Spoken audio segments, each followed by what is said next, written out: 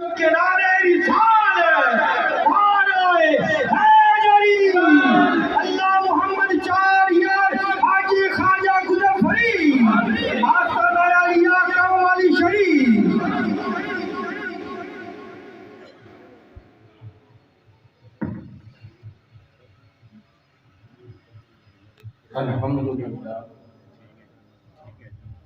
الحمدللہ رب العالمین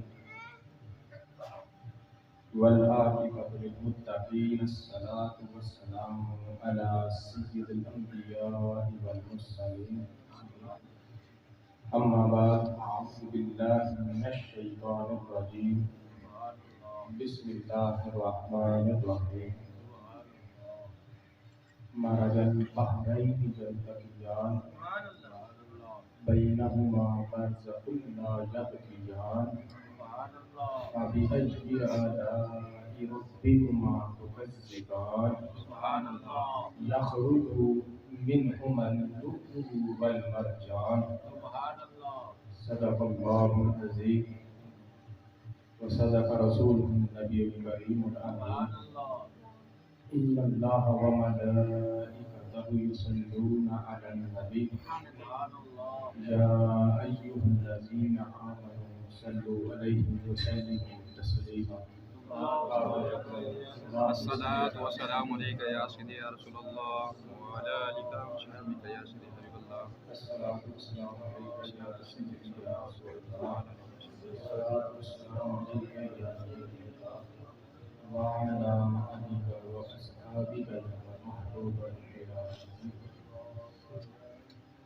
برادران اسلام، تمام حاضرین محترم کو، بزرگان دین، دور دراز سے جو حضرات آئے، سبھی کو اس عرس مبارک پر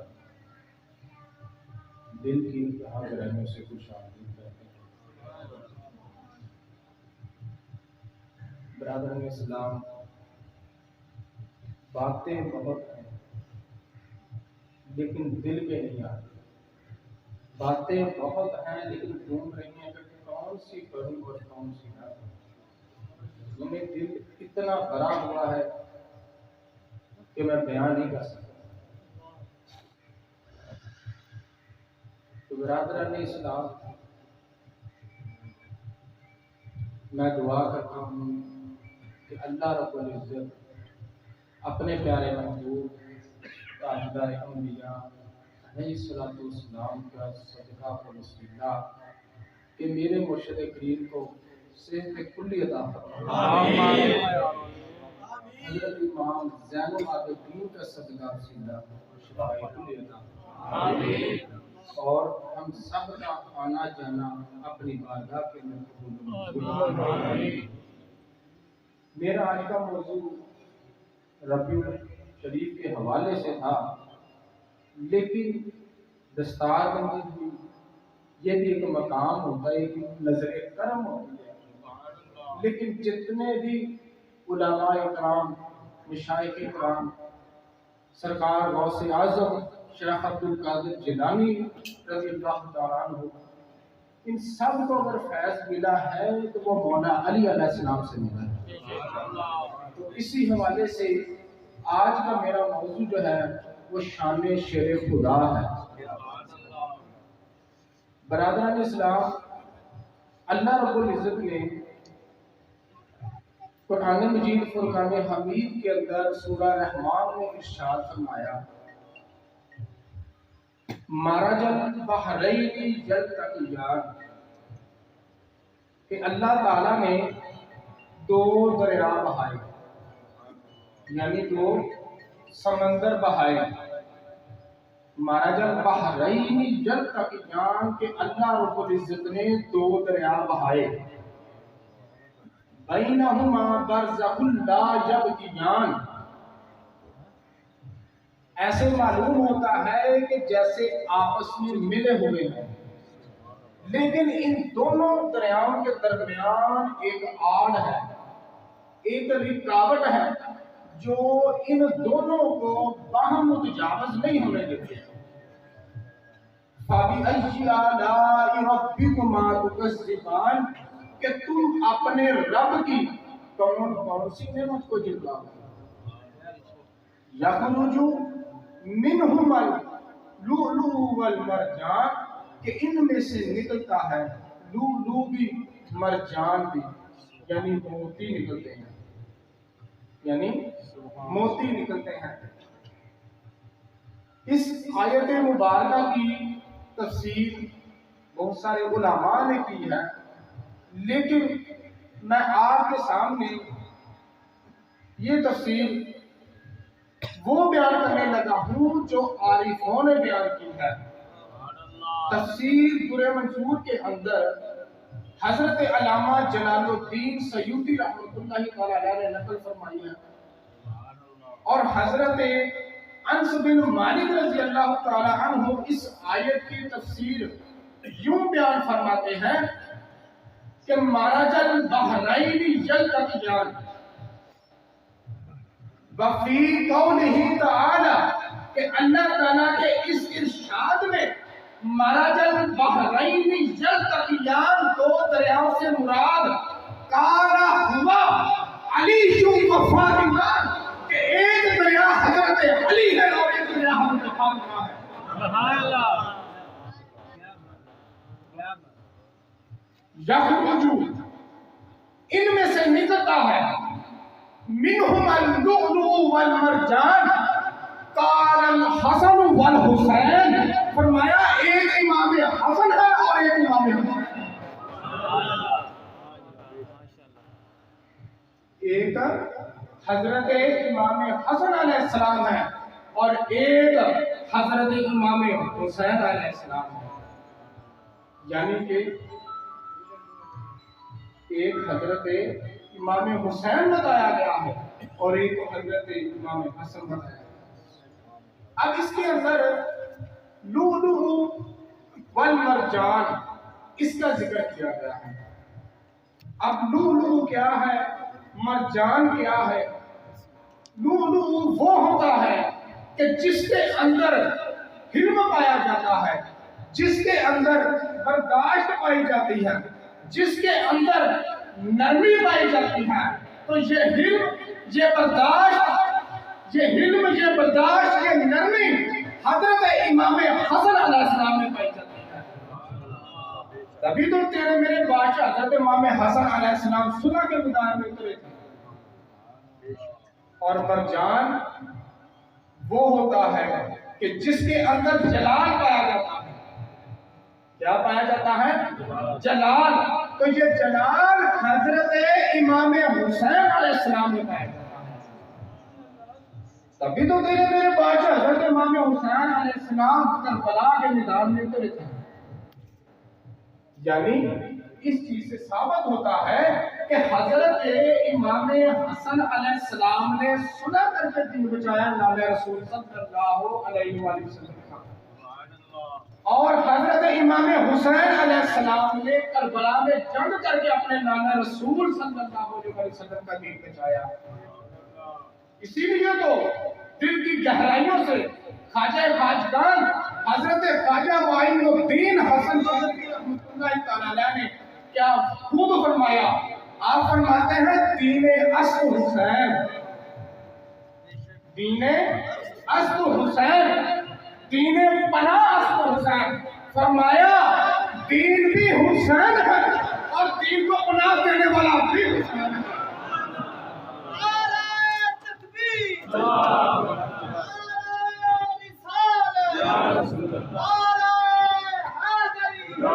اللہ محمد چار یار حاجی خواجہ قطب فرید، حق فرید، حق فرید، حق فرید، حق فرید، حق فرید، حق فرید۔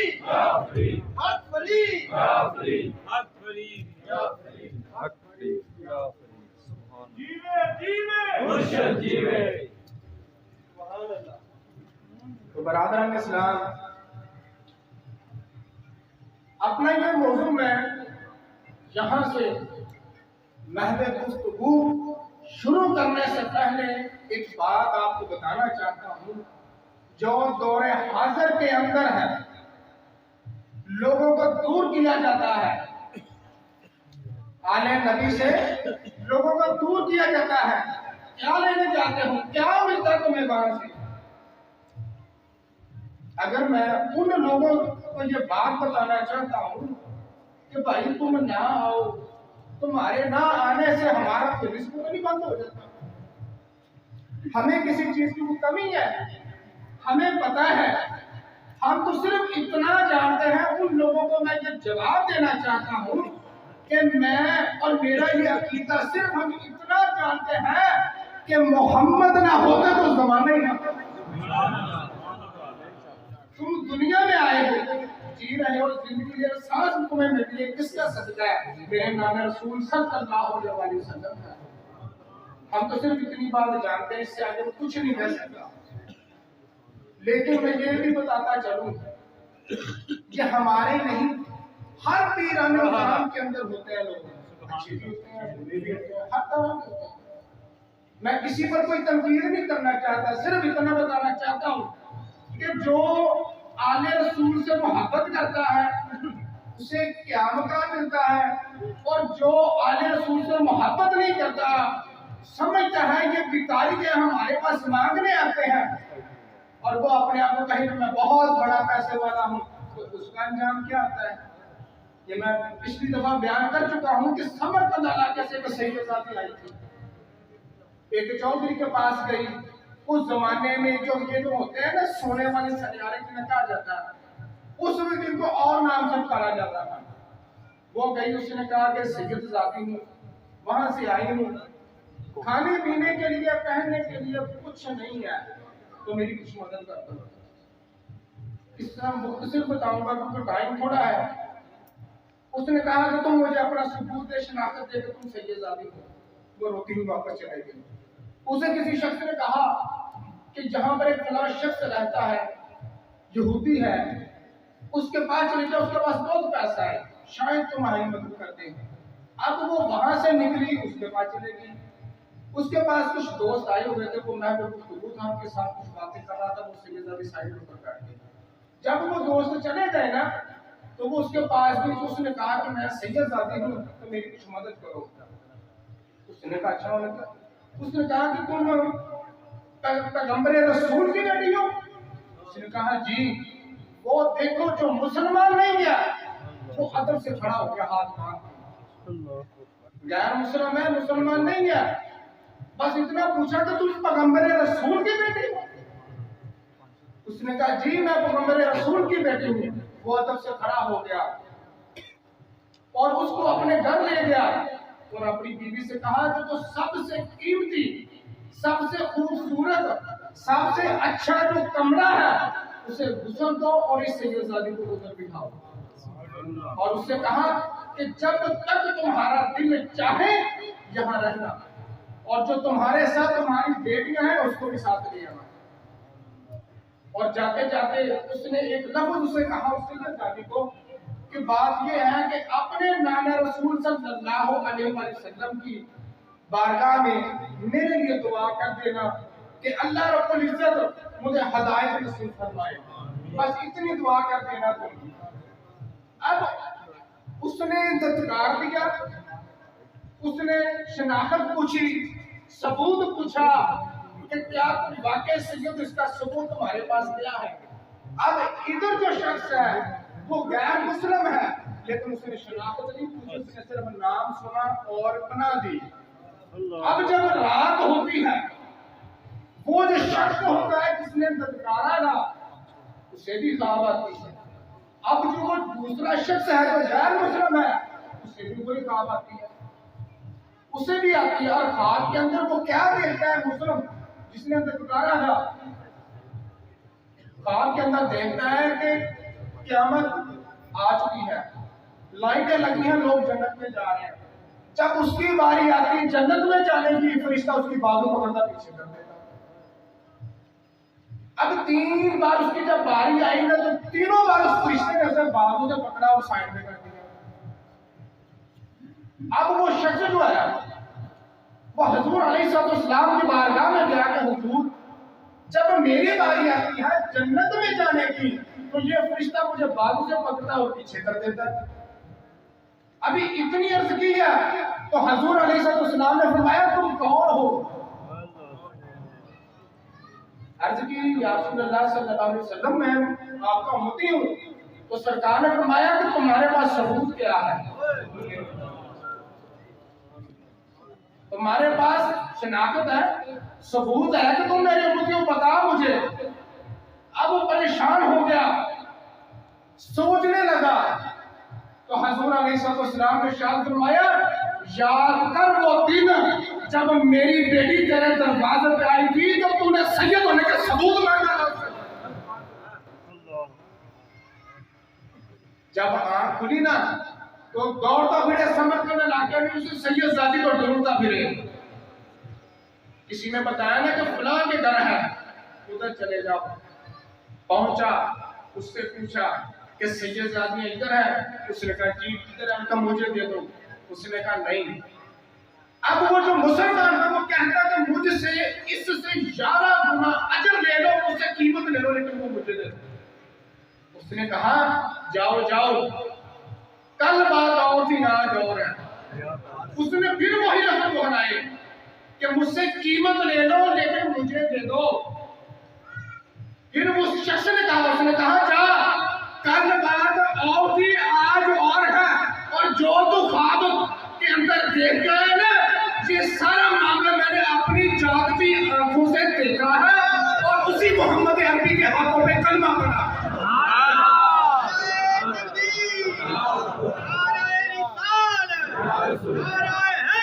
اللہ محمد چار یار حاجی خواجہ مظفری۔ بات کرنے کا مقصد یہ ہے کہ کچھ لوگ آپ کو منع کرتے ہیں کہ ان کے پاس کیا لینے چاہتے ہو، تم پاس آؤ گے تمہارا فائدہ ہے، نہیں آؤ گے تمہارا نقصان ہے، ہمارا کوئی نقصان نہیں ہے۔ اب جو خدمت کرتے ہیں، جو نسبت دیکھتے ہیں، آج لوگ نسبت نہیں دیکھتے، کام دیکھتے ہیں، کس نے کام کیا ہے، ہمیں اس کے ساتھ ہونا چاہیے۔ کسی شخص نے کیا خوب فرمایا، اس نے کہا کہ پانی اچھا ہو، منرل واٹر ہو، پانی گندا ہو، آگ بجھانے کا کام آ جاتا ہے۔ سید جیسا بھی ہو، اس کے کام جیسے بھی ہو، وہ اللہ جانے اس کا محبوب جانے، لیکن اس کی نسبت تو دیکھو، اس کے ترکیب تو دیکھو، تو انہیں مصطفیٰ ہے۔ جو نسبت دیکھتے ہیں، جو خون مصطفیٰ دیکھتے ہیں، ان کو مقام کیا ملتا ہے؟ ان کو مقام ایسا ملتا ہے۔ اب میں ملاحظہ فرمانے لگا وہ واقعہ، غور فرمائیے گا ان جملوں پر۔ حضرت سلطان باہو رحمۃ اللہ تعالیٰ کے ایک خلیفہ گزرے ہیں، ان کا اصل نام امیر بابا ہے، لیکن ان کو کٹن میاں یا بڈھے میاں کے ناموں، یعنی کئی ناموں سے ان کو پکارا جاتا ہے۔ آپ اپنے آستانے پر بیٹھے، آپ کے پیر و مرشد سلطان باہو رحمۃ اللہ تعالیٰ نے ڈیوٹی لگائی کہ آپ فلاں جگہ چلے جائیں، وہاں کیا کریں، لوگوں کی خدمت کریں۔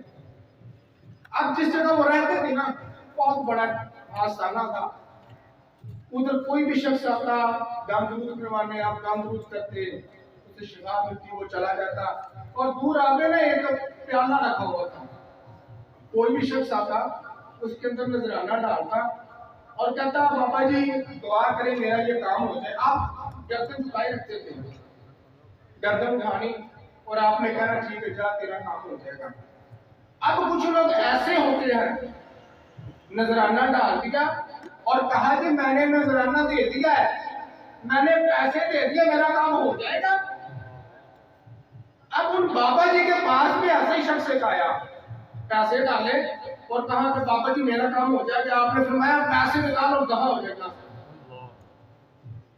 پیسے نکال کہ اس کا انداز گفتگو کیا ہے، اس کے دل کے اندر آپ نے نگاہیں ڈال کے دیکھا کہ یہ اپنے دل کے اندر اس کی نیت کون سی ہے، کس نیت سے میرے پاس آیا ہے۔ آپ نے کہا پیسے نکال اور یہاں سے دفع ہو جا۔ اب کچھ دن بعد کچھ سید زادی وہاں پر آتی ہیں، نذرانہ ڈالتی ہیں، 100 روپے ڈالا اس زمانے میں، آج کل ڈالے کہ 1,00,000 سوا لاکھ روپے بنتا ہے۔ پیسے ڈالے اور بیٹھ گئی، تو کہا کہ بابا جی ہمارا بچہ ہے، ناجائز پھانسی پر لٹکا دیا گیا ہے، تاریخ مقرر کر دی گئی ہے، لیکن دعا کریں کہ وہ چھوٹ جائے۔ آپ نے گردن اٹھائی، کافی دیر کے بعد سر اٹھایا اور کہا کہ میں کچھ نہیں کر سکتا، آپ اپنے پیسے لے جاؤ، میں کچھ نہیں کر سکتا، میرے بس میں نہیں ہے۔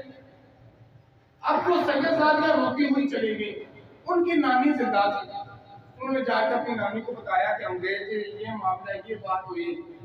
ان کی نانی کہتے تمہیں بات کرنے کا انداز ہی نہیں ہے، تمہیں بات کرنے کا انداز ہی نہیں ہے، تمہیں ان کو منانا ہی نہیں آیا، لاؤ میں چلتی ہوں۔ اب وہ چلے کہ اس نے جا کے پیسے ڈالے اور پاس بیٹھ گئی اور کہا کہ پاپا جی اللہ رسول کا کار تمہاری رسائی ہے، اللہ تک تمہارے رشتے بہت مضبوط ہے، یہ جو زمانے میں جو کچھ ہے یہ سبھی ہمارے گھرانے کا ہے، چلو آج رسائی تیری ہے، رشتہ زیادہ مضبوط تیرا ہے، ہمارے بچے کو پھانسی میں جائز ہو رہی ہے، دعا کرو کہ وہ چھوٹ جائے۔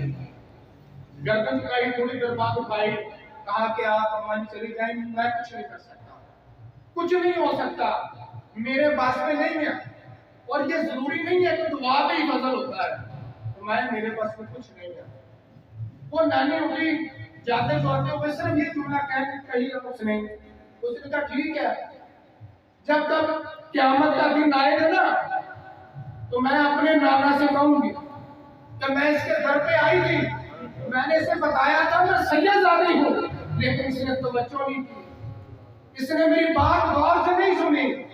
جب اتنی بات کہی نا تو وہ امیر بابا کھڑے ہو گئے، کہا کہ اماں جی پیسے رہنے دیں، آپ جائیں کام ہو جائے گا، سبحان اللہ، آپ جائیں کام ہو جائے گا۔ اپنے مائنڈ کے اندر یہ لفظ محفوظ کر لیں کہ جو میں نے شروع میں کہے تھے، اور یہ کس مقصد کے لیے بات کر رہا ہوں کہ انہوں نے کہا کہ آپ پیسے رکھتے چلے جائیں آپ کا کام ہو جائے گا۔ اب جس دن اس بچے کو پھانسی ہونی تھی نا، اس دن امیر بابا رحمۃ اللہ تعالی علیہ اپنے مرشد کے پاس گئے۔ کچھ لوگوں نے دیکھا ہے، کافی تو وہ بڑے مرشد اب اس طرف مڑتے ہیں نا تو سامنے دربار آتا ہے، ادھر سے یہ مرید اٹھے، خلیفہ مزار ادھر چلے گئے، ادھر سے مرشد آئے۔ جب ان کو پہلے پتہ چل گیا کہ میرا مرید آ رہا ہے، جب آمنا سامنا ہوا نا تو محو گفتگو جو ہے وہ مختصر ہوئی، اس طرح ہوئی کہ ادھر سلطان باہو رحمۃ اللہ تعالی علیہ، ادھر خلیفہ مزاج ہے۔ جب آمنا سامنا ہوا تو سلطان باہو رحمۃ اللہ تعالی فرماتے ہیں یار تو نے اچھا نہیں کیا، کتنا نفل کھولا، یار تو نے اچھا نہیں کیا۔ وہ خلیفہ مزاج فرماتے ہیں حضور کیا کرتا، مجبوری تھی، مصطفیٰ کا خاندان تھا، در پہ آیا تھا، خالی کیسے موڑتا۔ بس یہی گفتگو ہوتے رہی مریدین ساتھ سے۔ اب جس دن اس بچے کو رہائی ملی اس دن اس امیر بابا رحمۃ اللہ تعالیٰ کا انتقال ہو گیا۔ آپ کے پیرو مرشد سلطان باہو رحمۃ اللہ تعالیٰ نے غسل دیا، کفن پہنایا، دفن کر دیا۔ اب مریدوں نے پوچھا کہ حضور یہ معاملہ کیا تھا؟ آپ فرما رہے تھے کہ یار تم نے اچھا نہیں کیا، وہ کہہ رہے تھے کیا کرتا، مجبوری تھی، سرکار کا خاندان تھا، مصطفیٰ کا خاندان تھا، کیا کرتا، در پہ آیا تھا، خالی تو نہیں نہ جانے دیتا۔ ہم اس بات کو سمجھ نہیں پائے، حضور ہمیں سمجھائیے کیا بات ہے، یہ معاملہ کیا ہے؟ ادھر اس دن بچے کی رہائی ہوئی ہے، اسی دن ادھر امیر بابا رحمۃ اللہ تعالیٰ نے انتقال کر دیا۔ تو کیا خوبصورت جملے فرمائے ہیں، جو سیدوں کے نوکر ہو جاتے ہیں، جو نسبت مصطفیٰ دیکھتے ہیں، خون مصطفیٰ دیکھتے ہیں، ان کو پھر مقام کیا ملتا ہے؟ سنیے کہ سلطان باہو رحمۃ اللہ تعالیٰ فرماتے ہیں کہ اس نے اللہ کے حضور دعا کی تھی کہ یا اللہ جس اس دن حضرت ابراہیم علیہ السلام نے کسی کی روح لینے آنا ہے نا، کسی نہ کسی کا تو روح لینے آنا ہے نا اس بچے کی، تو یا اللہ تیرے مصطفیٰ کا خاندان میرے در پہ آیا تھا، تیرے مصطفیٰ کا خاندان میرے در پہ آیا تھا، میں کیسے خالی موڑتا؟ تو یا اللہ ایک چھوٹی سی عرض ہے کہ حضرت اسرائیل علیہ السلام سے فرما دیجئے کہ اس بچے کی روح کی جگہ میری روح لے جائے۔ جس طرح حضرت اسماعیل علیہ السلام کی قربانی کی جگہ وہ میدا آ گیا، اس کی قربانی قبول کر لی گئی، اسی طرح اس بچے کی جو روح تھی اس کی جگہ اس امیر پاپا نے اپنی روح پیش کر دی۔ تو یہ مقام ملتا ہے، عرض کی ہے اور سن لی گئی ہے۔ کیا ہے کوئی اب اس میں اس دور حاضر میں ایسا شخص کہ جو دعا کرے کہ جانا اسرائیل علیہ السلام سے کہہ دیجئے کہ میری روح لے جائے، اس کو چھوڑ دے؟ اس کے لیے بڑا کچھ کرنا پڑتا ہے، بڑا کچھ دیکھنا پڑتا ہے۔ تو برادران اسلام، مختصر دو واقعات آپ کی بارگاہ میں شیر خدا رضی اللہ تعالیٰ عنہ کے کہ آپ ہر وقت علی کرتے ہیں۔ لوگ آپ سے پوچھتے ہیں بھائی علی کیوں کرتے ہیں؟ اور یہ سن لیجئے، وہ لوگ ان لوگوں پر کرم نہیں ہوتا، مولا علی علیہ السلام کا ان پر کرم نہیں ہوتا جو اپنے گلے میں 10 تسبیحاں، دونوں ہاتھوں میں انگوٹھیاں، پنگلا ڈنڈا رکھتے کہ پی کے مر نارا علی دا۔ کیا مولا علی نے ایک دسیا سے تو کہ انگوٹھی پی کے مر نارا لوگوں کسی ایسے لوگوں نے کول نہ پیا کرو، گھٹی پی لی دربارہ تے بیٹھ گئے اور سن لو سے تانوں گل ضروری دسنا کہ جنہ دربارہ دے اوتے ناچ گانا ہوے، کنجریاں نچائیاں جان، چس تے سگرٹ پیتے جان، اوتھے تہاڈی کدی مراد نہیں جے پوری ہونی۔ کیوں کہ او جڑا ولی ہوندا ہے نا مزار والا، او دا صرف جسم رہ جاندا، روح اوتھوں نہیں چلے جاتی۔ کوشش کریا کرو کہ دربارہ میں جا کے کم نہ کرو۔